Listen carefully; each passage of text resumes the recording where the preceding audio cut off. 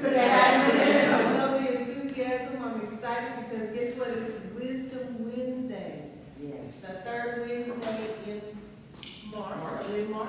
In March. And so every time you come to Wisdom Wednesday, you leave a little bit smarter, right? Yes. So I want to thank you all, everyone here, for being here and present, and those of you in social media world. We are excited that you are watching us today.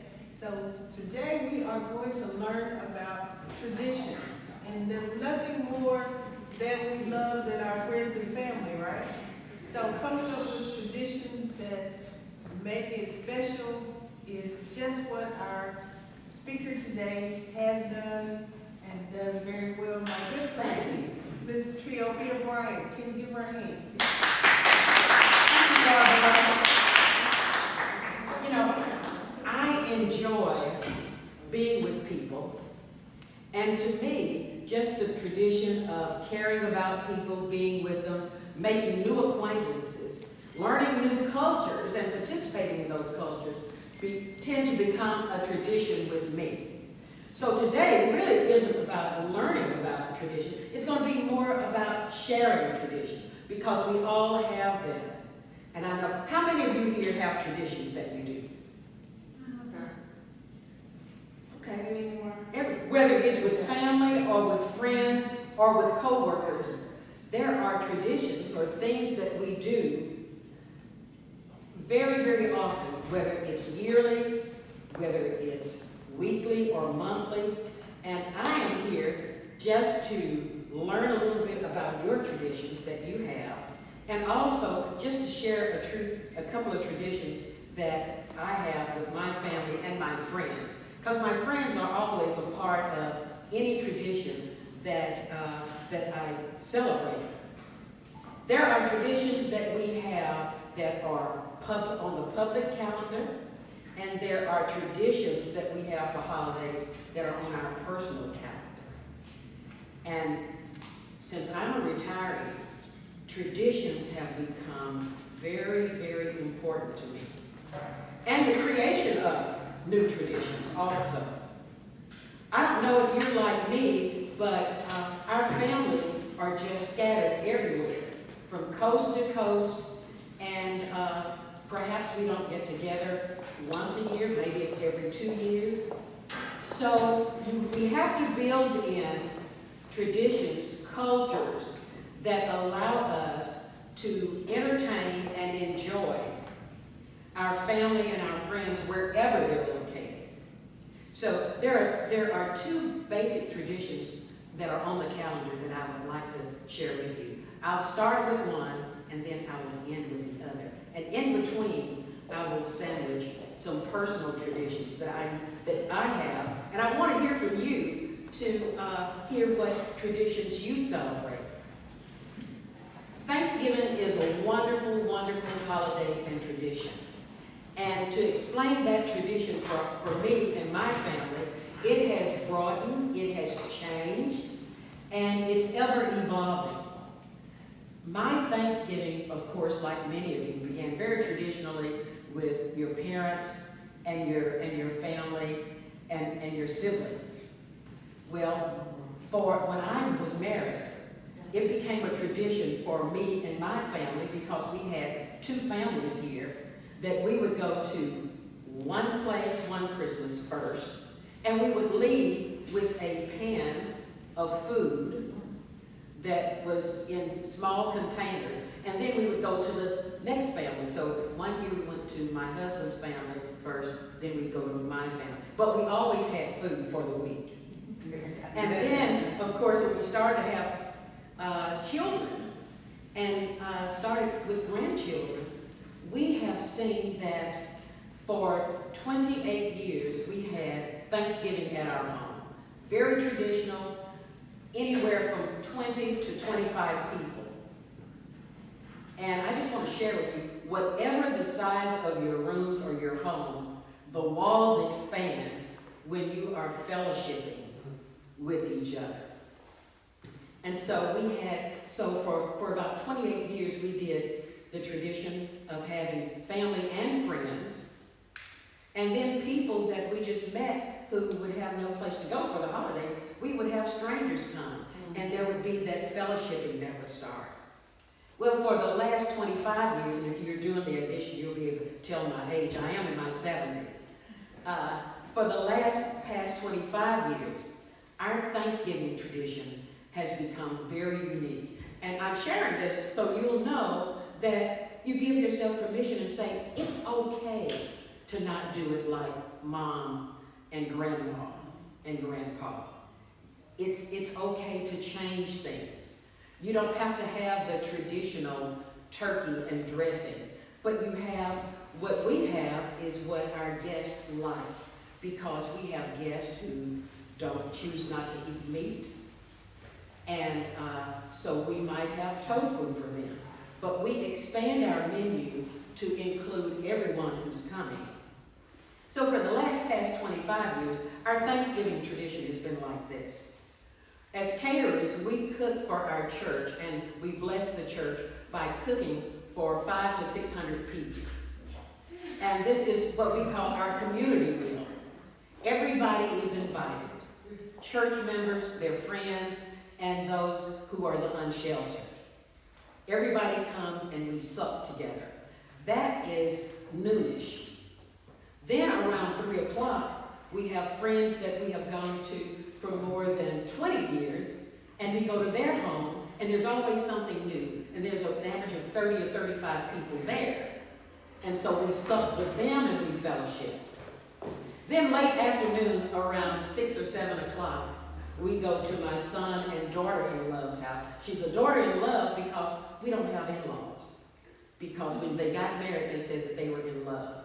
So we go to my son and daughter-in-law's home, and we'll have dessert and then take food home. So we know that our holidays are very unique to us.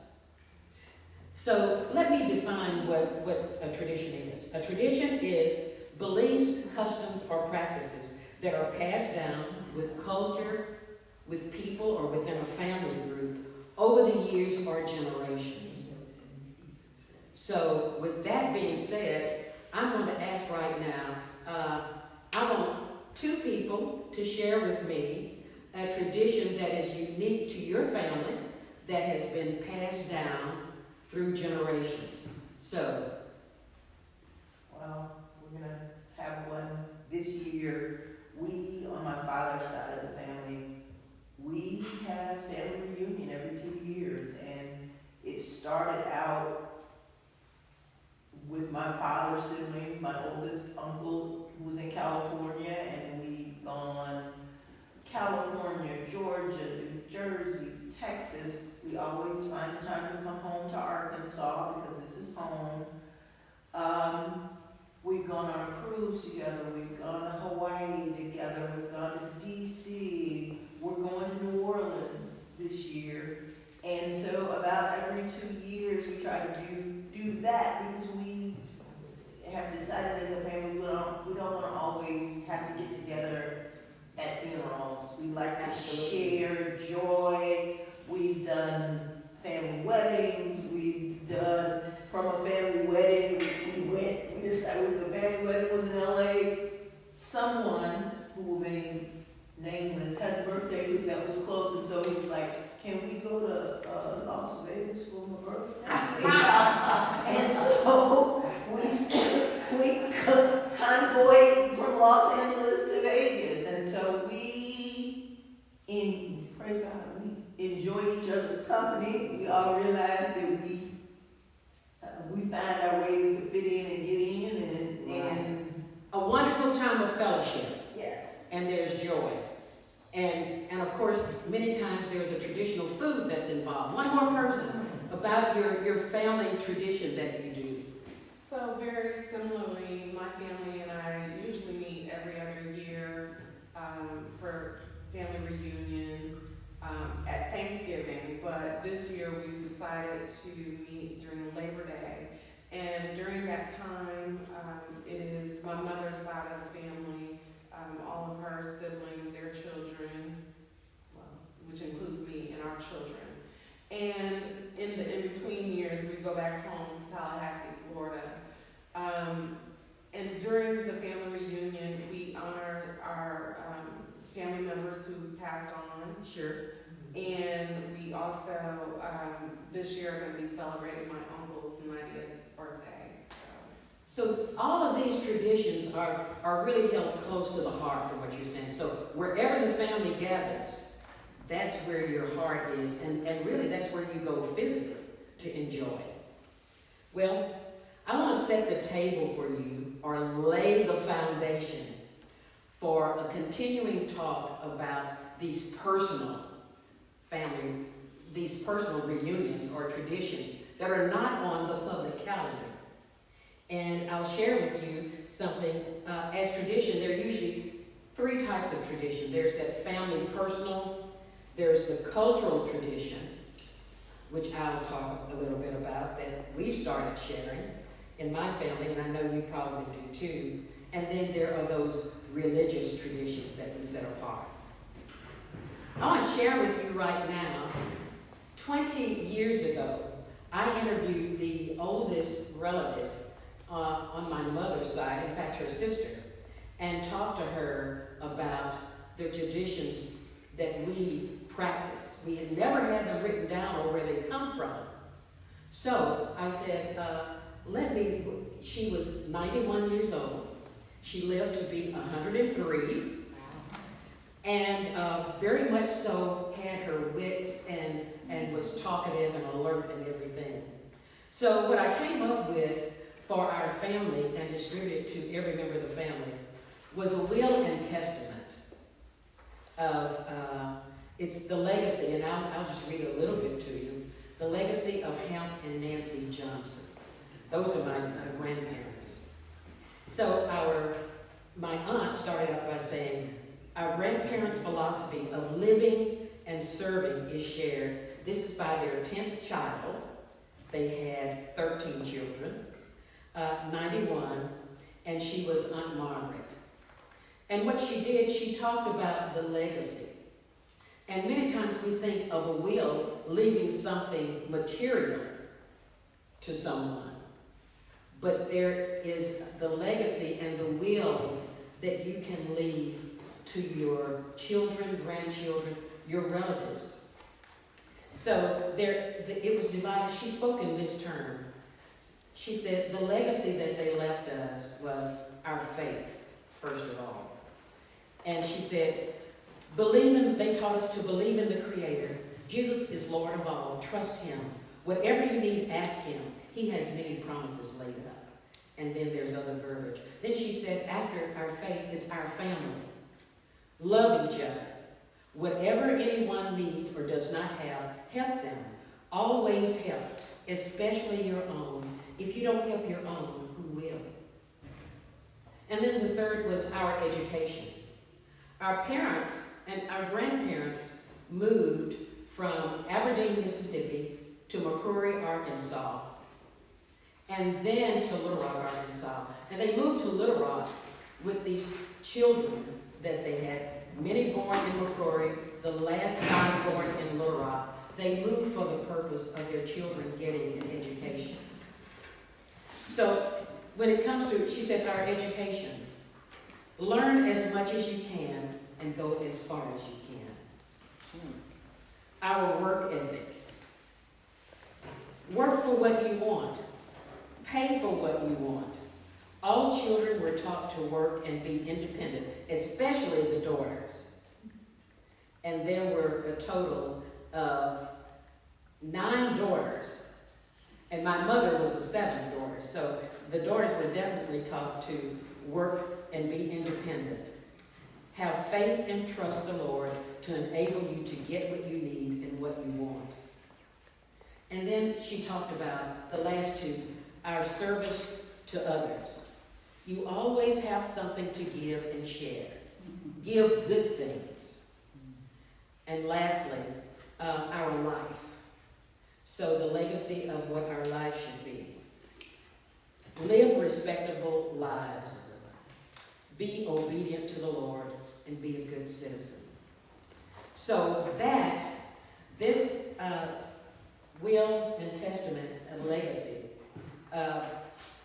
which is really better than any material thing that could have been left, for us, guides the tradition of what I now do, because there was one year I asked my dad, Daddy, what do you want for Christmas? He said, every day is Christmas. So I live every day is Christmas. Every day can be a holiday. And when you retire and you get to be next 70s, you just happy, and it's a holiday and it's a gift when you wake up and you're able to get out and about and live and do those things that you want to do. So from that being said, I want to share just a few of the traditions that I have created and established for my family, my children and grandchildren and great-grands, and then for my siblings and my nieces and nephews. So, first of all, one of the most important days that any of us have is the holiday of our birthday. Do you agree? Yes. All right. So, in the year, let me share this with you. In the year 2000, I decided that since my siblings were not all in Little Rock, in fact, at that time, there were 4 siblings that lived out of state. And there were 3 of us in the state because my oldest sister had passed. So I thought, they're not going to get together for my birthday. So I started sending them birthday cards on my birthday, announcing my birthday because it's a holiday. Okay. It's a tradition. And when I started doing that, this is the first one that I sent. I really made it very interesting. So in 2000, I sent them this holiday, this birthday card from me. And it says, as you live and enjoy the year 2000, join me in my annual 30-day birthday celebration. But see, at that time, I was celebrating for 30 days because I chose to. I said, I invite you to regard your blessings, help someone, hug family and friends, share love, and laugh a lot. Now, to really sweeten the pie, of course, and I've told my kids, look, any note or card you find after I've gone to heaven, that's where I'm going. Make sure you go through them, because I would sweeten the pie by giving them, sending a $2 bill to my siblings and to their mates. So in this is mine and my husband, so there are 2 $2 bills in here. And so that was, so each year since then, I send these $2 bills and I make cards, and they're all different. Because I will note something either about our family, and it's a part of our legacy. So, in order to carry that tradition on, since I was doing that with my siblings, I started 15 years ago, well, no, about 15 to 18 years ago, sending and inviting all of my nieces that I have, inviting them to come to my home, and we would prepare lunch for them. And it was an elaborate lunch, because in our catering, what we really liked to do was do 5- and 7-course meals. That we did few receptions, but the key was 5- and 7-course meals. So I started sending all of my nieces, including those out of state, invitations, $2 bills, and they came from out of state. And they continued to do that, and we culminated in finishing by having a big tea for them and for their daughters. And so everyone came, and so that is a tradition and a holiday that I personally established. And with the $2 bills, who can, so they know if they do nothing else but open the card and check the $2 bill out, they've got $2. And it takes a while to get all of that going too. One of the other traditions that I would encourage you, and you probably already do it, I hope that what I'm sharing is more of a recall and a reminder than telling you something new. Because I want to hear more about new traditions that you've established. But in looking at the will and testament that has laid a foundation and set the table for our family, there I found letters that my family members had written. In fact, I inherited them from my mother. One of the letters that my mother did not know that I kept, because my dad had written her letters when he was out of state. And she said, well, he wants me to, when I pass, he doesn't want these letters shared. Well, you say that to someone like me, and I'm going to read all 4 letters and then keep one.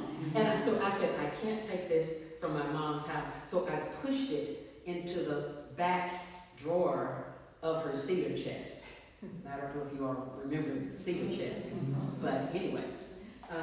And so one of the letters I will share just a tad with you, just a tad, not much. It is a letter written in 1933 where my dad proposed to my mother. I know. Wow. And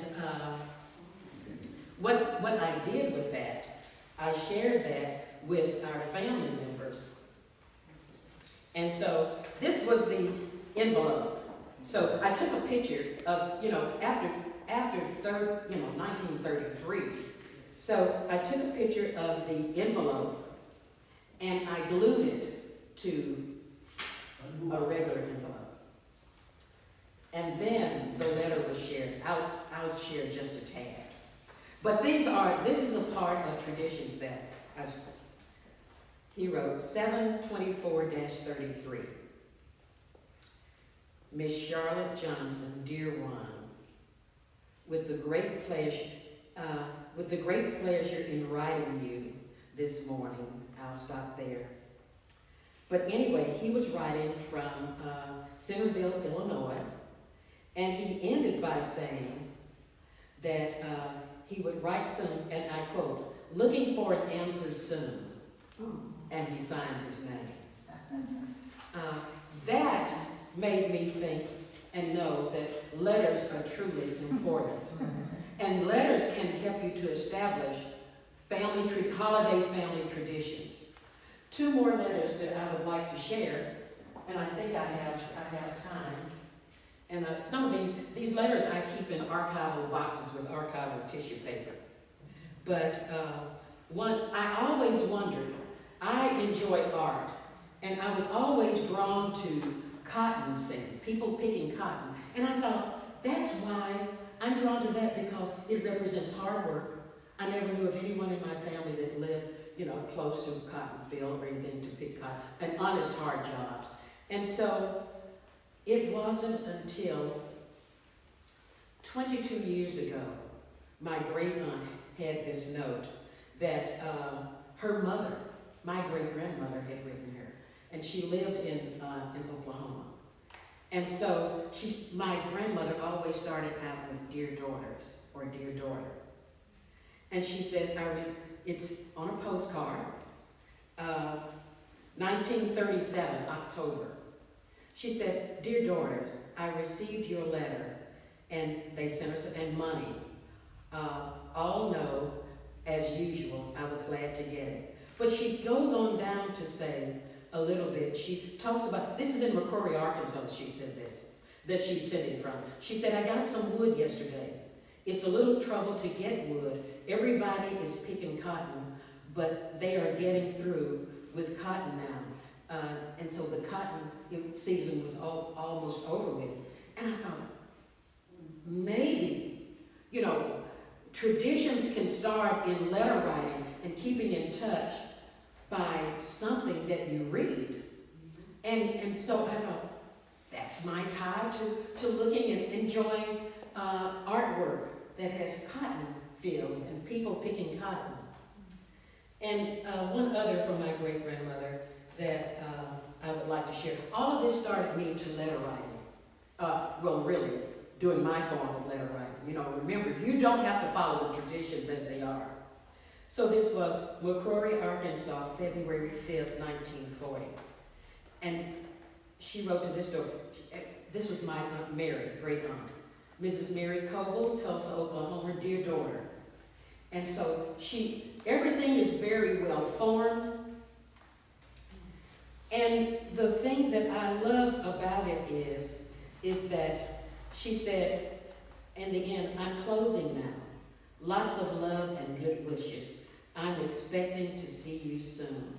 So I started saying, okay, I will end cards that I write to my siblings and to my children. Lots of love and good wishes. So traditions can start through items that are left to us and everything.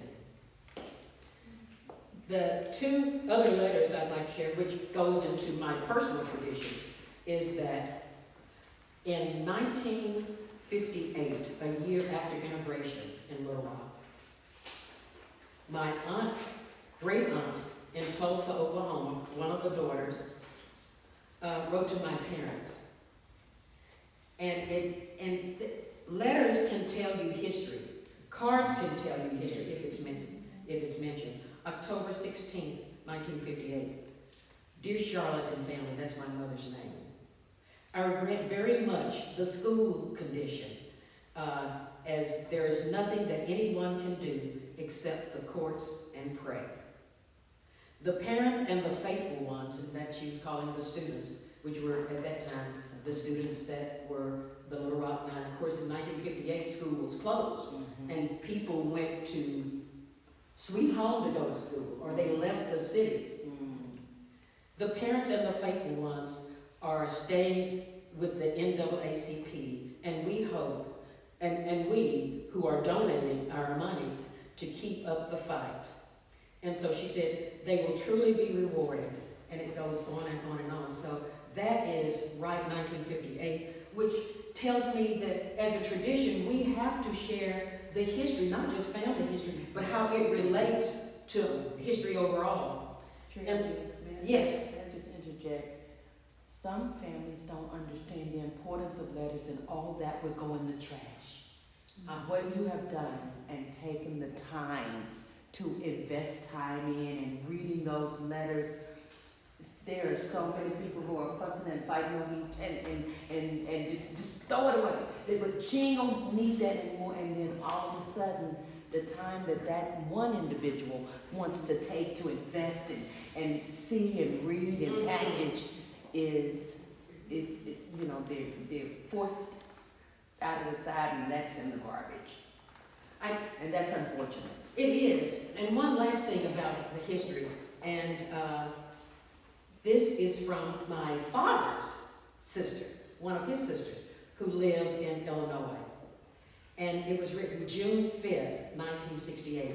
And that is a date that really should be a part of our recall memory, because that's the date that Robert Kennedy was assassinated. And so this is my dad's sister, just a few lines. Dear brother and sister and niece, these few lines leave us very well.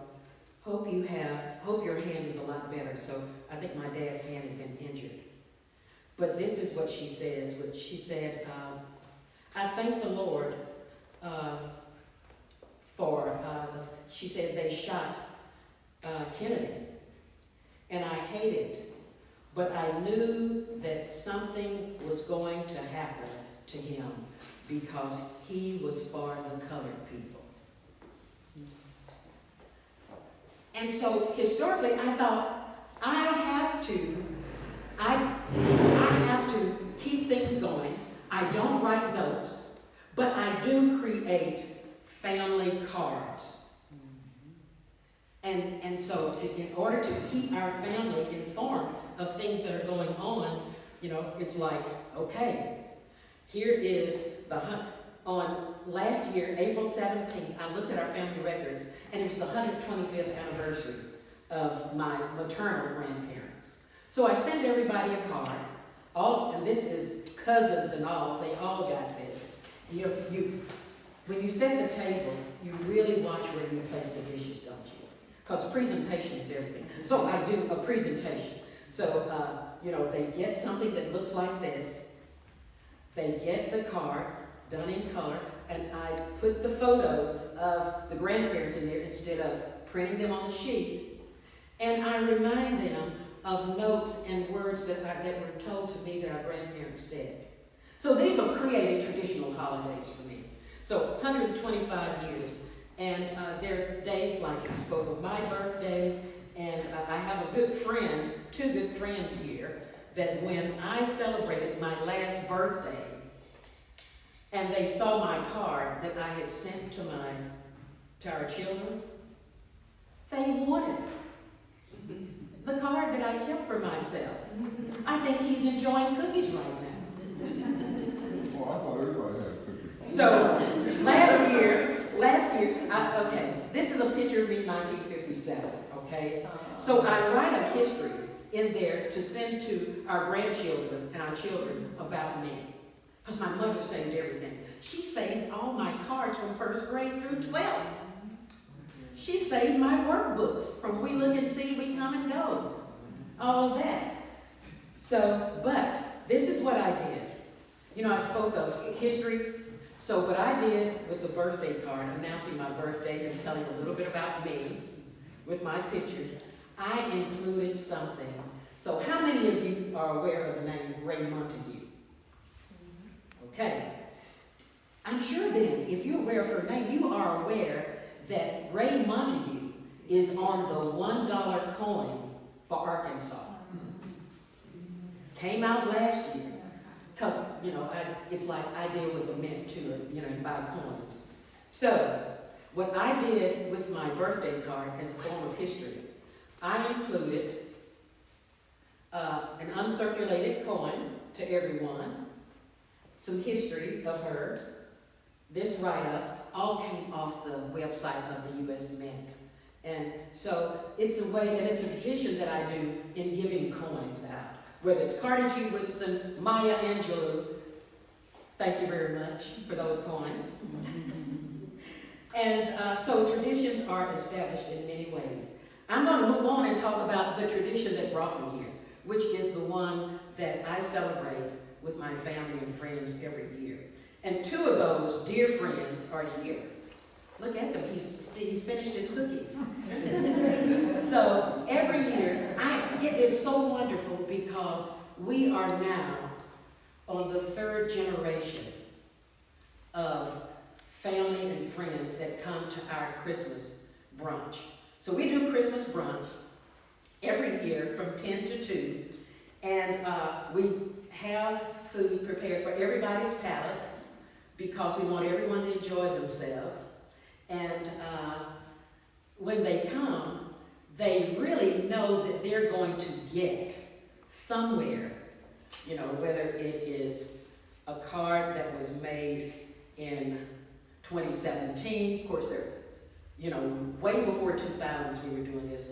And, you know, so everybody who comes to Christmas brunch knows that they're going to get the gift of a $2 bill. I just have to come up with different ways of presenting those $2 bills.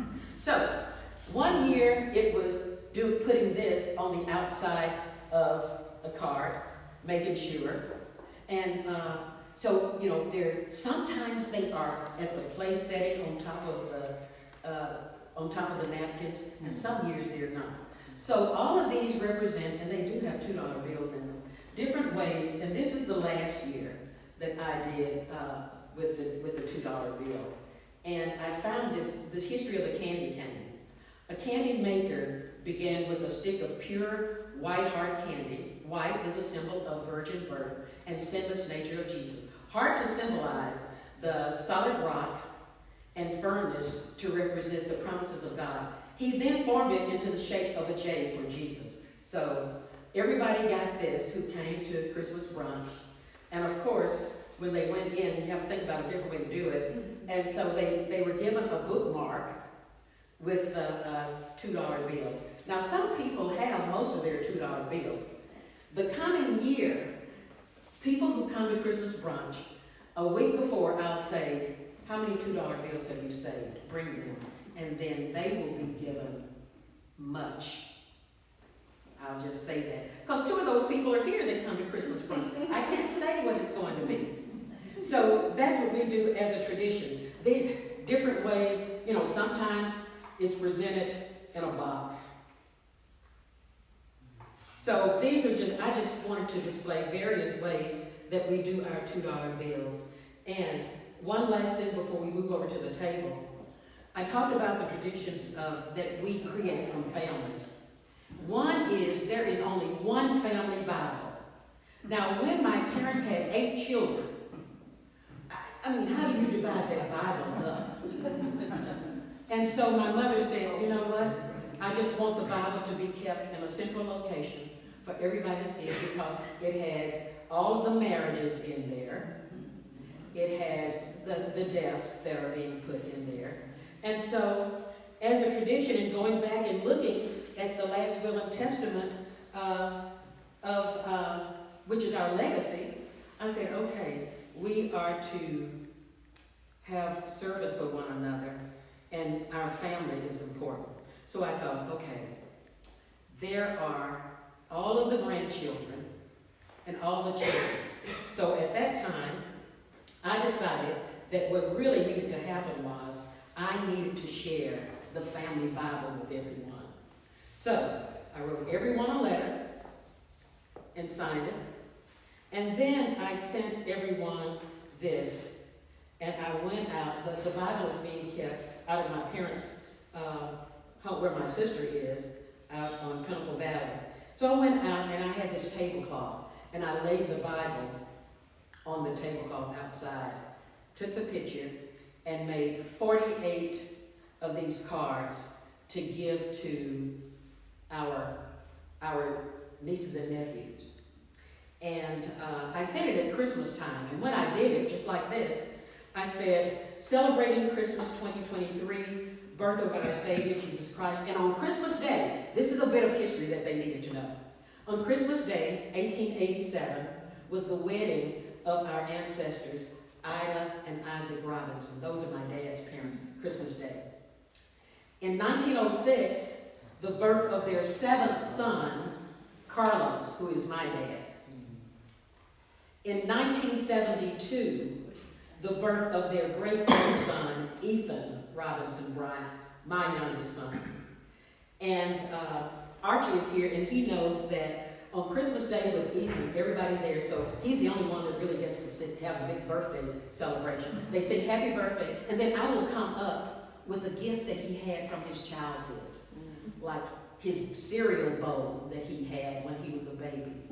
Last year, a toy, this last past Christmas, a toy that he had. So I'm about to run out of things, but this is a way also for me to get things out of the house that I need to get out. A celebration is never a big celebration unless you fellowship with food. And in fellowshipping with food, I've mentioned that we make and we plates and we have our menu for everyone. But one of the new things we have incorporated into our family is, and for our family and friends, okay, I'm going to move right over here.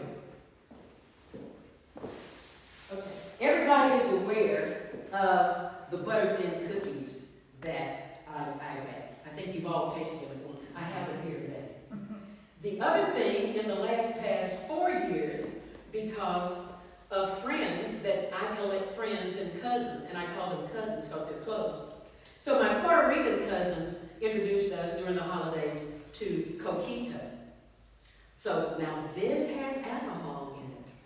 I have something that I can serve you later on, but I want you to know that this has alcohol in it. The other, it has alcohol, and it's good. It's good. I brought my soup sip cup, so you can have some. And then this. This is sorrel. And you probably read in the Smithsonian Magazine 2022, there was an article on, it was called The Red Drink.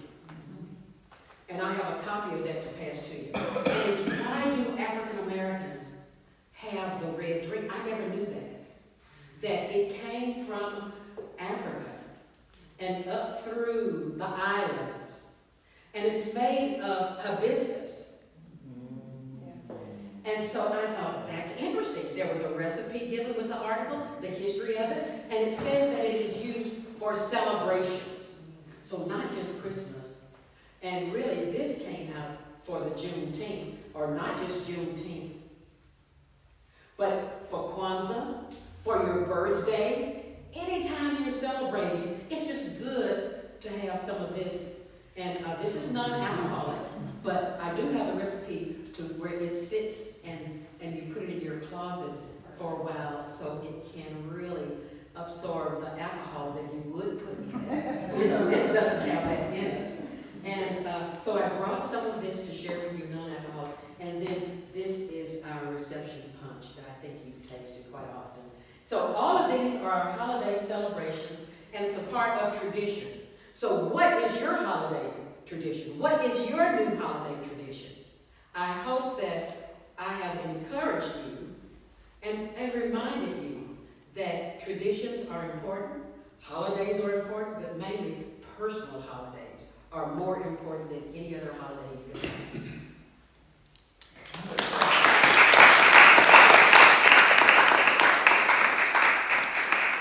So, Ms. Treopia has given us something to think about, and all of us have something that's special to our family. So figure out how to do that, but what it takes is planning. She does this probably months before. She doesn't wake up Christmas Eve and say, well, I gotta get my letters together, I gotta go to the bank at 4 o'clock, $2 bills. So know that you do it with love, you have to take the time to do it. Is that right? That's right. I ordered them in November. How long have we been going to the club? It's been more than 20, 30? You're more than 20 years because we're on your children and now your grandchildren are coming. He goes We for haven't the missed Do you have all of those $2 bills? Well, Archie stole a bunch of them. Yeah, so- It wasn't no Archie. But any questions for Ms. Treopia before we move on? Any questions? All right. I think there are a lot of lost traditions. I remember my grandmother, who I'm named after, on first Sunday, she was a mother of the church, and she would always, on first Sunday, cook this big meal. Everybody standing around the table, and we're holding hands. She got a white dress on, and she's singing the song and praying before we eat, and the food is there, and she prays so long that we start looking at each other. And this always happen on first Sundays, but of course now that grandma's gone, we don't do that anymore. Yeah, so we have lost traditions. I was just gonna say, this is wonderful, because it's right up my alley, that's how I created Paula's stuff that's out here on the shelf, is because I started giving people gifts that they would cherish, as opposed to just anything and making their gifts. Absolutely. So that's how that tradition came. So thank you we do letter writing, letter writing is so important. We got journals, the letter writing, make sure that what you're doing and what you're giving somebody, they'll cherish. Then they won't throw it away.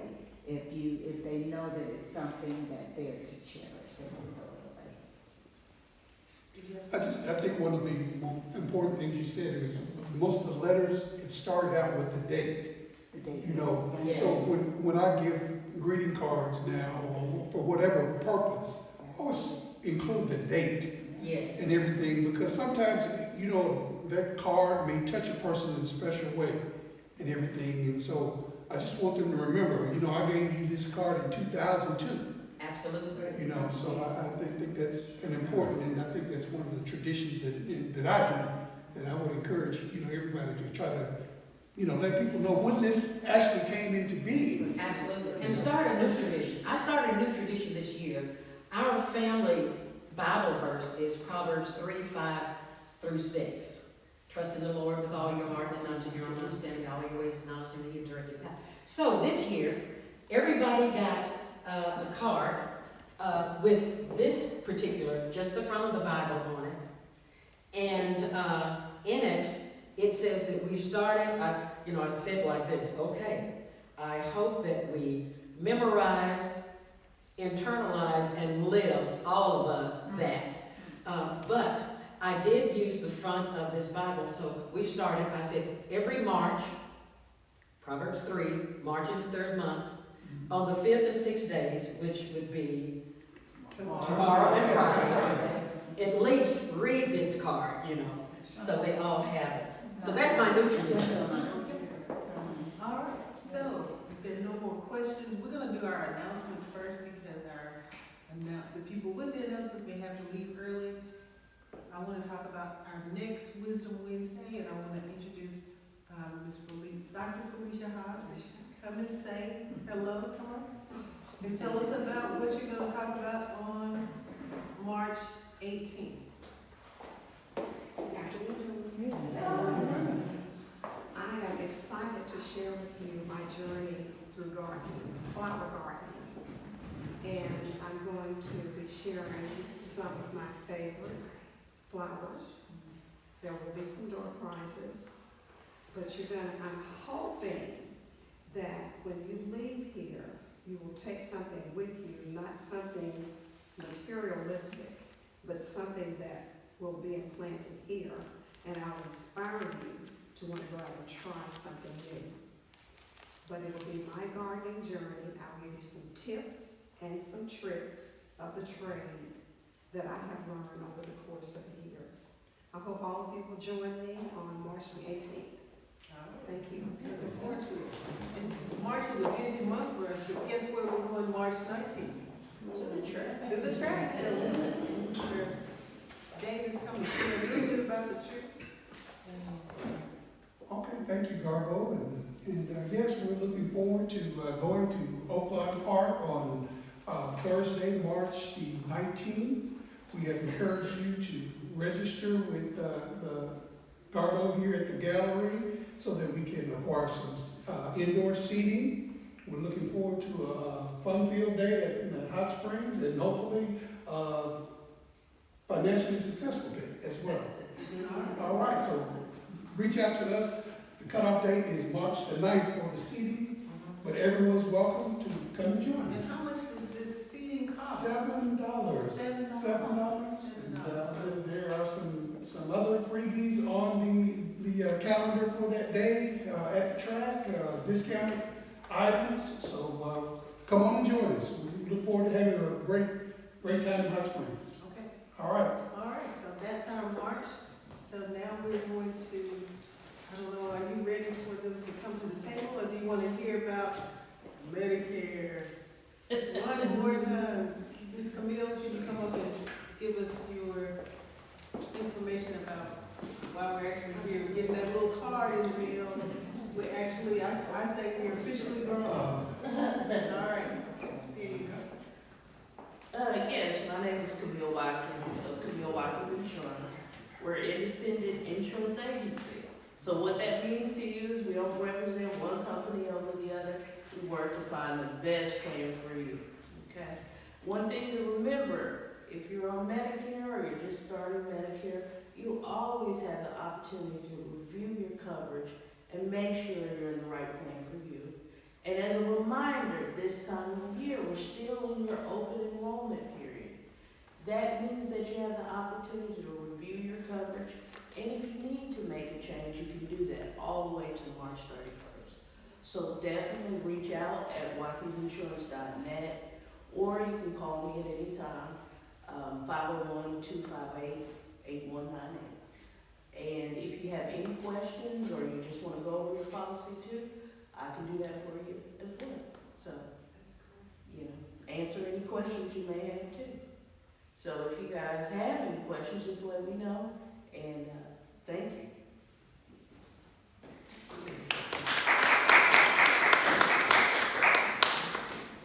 And I guess that we can, Garbo's on her way, we can prepare. And I am excited to serve you and share with you the history of the red drip. This was from the Smithsonian in June of 2022. Okay. And before we do that, we'll do our door prizes. So we're going to do one free seat at Oakland. And so what number would that be?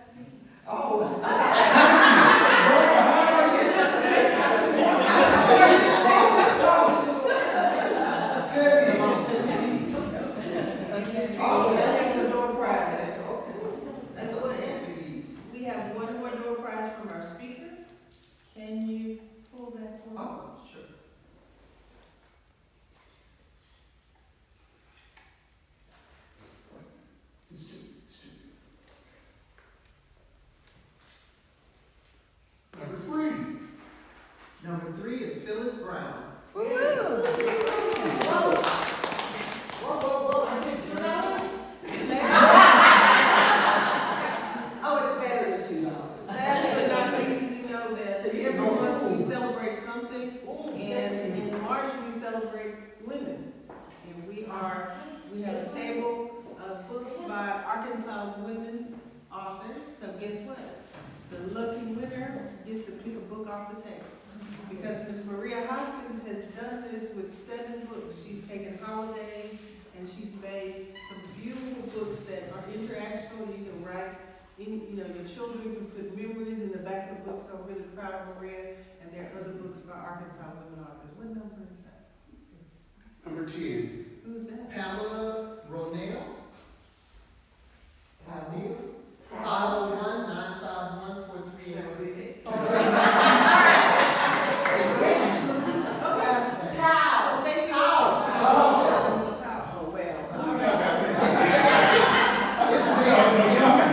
Thank you all. So next time we'll ask you to print. Yeah, at least we know your number. But thank you so much for being here today. I hope you enjoyed what Treopia has prepared for you for your tasting. And those of you in social media world, you should be here. So next on March 18th, come learn how some garden tricks and more door prizes. So thank you so much for being here.